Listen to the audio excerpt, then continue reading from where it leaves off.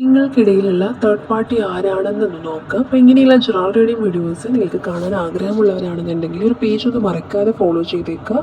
യൂട്യൂബിലാണ് കാണുന്നതെങ്കിൽ ഒന്ന് സബ്സ്ക്രൈബ് ചെയ്യുക. ഡെയിലി ഒന്നിലധികം ജനറൽ റീഡിംഗ് വീഡിയോസ് ഈ ഒരു പേജിൽ അപ്ലോഡ് ചെയ്യുന്നതായിരിക്കും. അതുപോലെ നിങ്ങൾക്ക് പേഴ്സണൽ റീഡിംഗ് ആവശ്യമായിട്ടുള്ളവരാണെന്നുണ്ടെങ്കിൽ മാത്രം നിങ്ങൾ ഇൻസ്റ്റഗ്രാമിൽ ഒന്ന് DM ചെയ്താൽ മതി.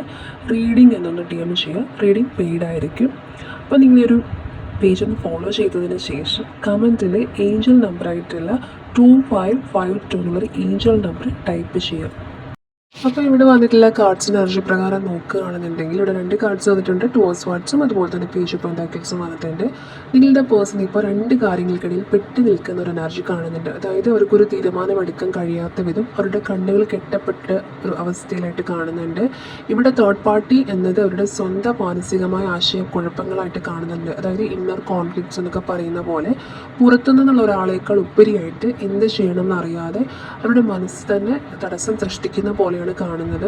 അതായത് നിങ്ങൾക്കിടയിൽ എന്തെങ്കിലും തരത്തിലുള്ള ക്ലാരിറ്റി ഇല്ലായ്മ, മിസ്അണ്ടർസ്റ്റാൻഡിങ് കാര്യങ്ങളുണ്ടെങ്കിൽ അത് വെച്ചിട്ട് കൺഫ്യൂസ്ഡ് ആവുന്നുണ്ട്, ഓവർ തിങ്ക് ചെയ്യുന്നുണ്ട്. അങ്ങനെ പല രീതിയിൽ ചിന്തിച്ച് കൂട്ടി ശരിയായിട്ടുള്ള ഡിസിഷൻ എടുക്കാൻ മടിച്ച് നിൽക്കുന്ന പോലെ കാണുന്നുണ്ട്. അപ്പോൾ ഒന്നെന്ന് പറയുന്നത് നിങ്ങളുടെ പേഴ്സൻ്റെ തോട്ട്സിലുണ്ടാവുന്ന പ്രോബ്ലം, ഒരു ഇന്നർ കോൺഫ്ലിക്റ്റ് ആണ് കാണുന്നത്.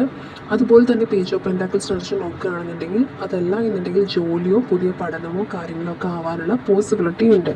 അതായത് ഈ ഒരു കാണുന്ന രാശി പ്രകാരം നോക്കുകയാണെന്നുണ്ടെങ്കിൽ പ്രായോഗികമായിട്ടുള്ള കാര്യങ്ങൾ, അത് പ്രാക്ടിക്കലായിട്ട് പുതിയൊരു അവസരങ്ങളെയൊക്കെ സൂചിപ്പിക്കുന്ന ഒരു കാർഡാണ്. അപ്പോൾ ഇവിടുത്തെ ഒരു തേർഡ് പാർട്ടി എനർജി എന്ന് പറയാൻ ഒന്നെങ്കിൽ ഒരു പേഴ്സൻ്റെ ഇന്നർ കോൺഫ്ലിക്റ്റും അതല്ലെന്നുണ്ടെങ്കിൽ അവരുടെ ജോലി, കരിയർ, പഠനം എന്നുള്ള കാര്യങ്ങൾ, അതായത് റെസ്പോൺസിബിലിറ്റീസും ആവാനുള്ള പോസിബിലിറ്റി കൂടുതലാണ്. അതായത് സാമ്പത്തിക ഭദ്രതയ്ക്കും ഫ്യൂച്ചറിനും വേണ്ടിയിട്ട് അവർ കൂടുതൽ സമയം ചെലവഴിക്കുന്ന ഒരു എനർജിയൊക്കെ കാണുന്നുണ്ട്. അപ്പോൾ അതുകൊണ്ട് തന്നെ നിങ്ങൾക്ക് നൽകേണ്ട ശ്രദ്ധ അവർക്ക് നൽകാൻ കഴിയുന്നില്ല എന്നുള്ളതാണ്. സോ ഈ ഒരു എനർജി കാണുന്നുണ്ട്. അതായത് ഒരു വ്യക്തി ആവാനുള്ള പോസിബിലിറ്റിയേക്കാൾ കൂടുതൽ അവരുടെ ഇന്നർ കോൺഫ്ലിക്റ്റും ഇങ്ങനെയുള്ള കാര്യങ്ങളുമാണ് ഇവിടെ കൂടുതലായിട്ടും ഒരു തേർഡ് പാർട്ടി സിറ്റുവേഷനായിട്ട് വന്നിട്ടുള്ളത്. ഇവിടെ നമുക്ക് കാർഡ്സിലെ കിരീറ്റിലെ എനർജി പ്രകാരം ഈ 2 കാര്യങ്ങളാണ് കൂടുതലായിട്ടും വന്നിട്ടുള്ളത്.